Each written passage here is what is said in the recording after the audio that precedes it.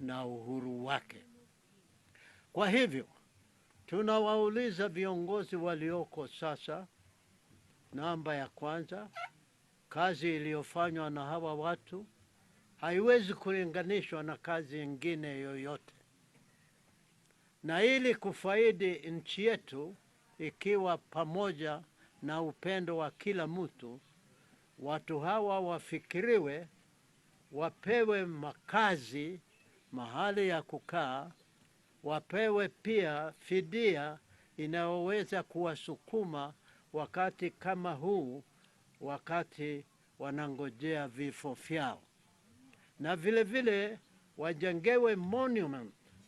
Na hii monument hasa ihusu wale wazee waliokuwa wa zamani kabisa, walioanzisha vita vya kukomboa nchi.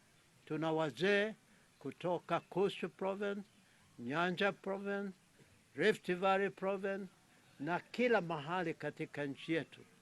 Wazee hao wapewe nafasi na picha zao zinaweza kutundikwa katika Parliament na katika State House, ili watoto watakaokuja baadaye wajue ya kwamba hawa ndio watu walianzisha vita vya ukombozi. Hiyo ndio maneno ambayo sisi tulikuja kuwaeleza wanachama wetu, na tukiwaeleza vile vile ya kwamba kuna watu wengi sasa wanaenda kuzurura katika nchi yetu. Wengine wanadanganya hawa ya kwamba watapata mashamba.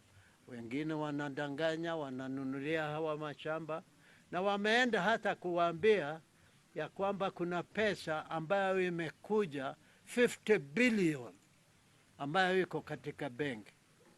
Sisi hatujui kuna pesa ambayo imekuja kutoka kwa nani, na imekuja ikiwa ya nani. Hii ni watu ambao wanazunguka wakidanganya akina mama, kuwaitisha pesa ndio wao wafaidi. Niliambiwa majuzi na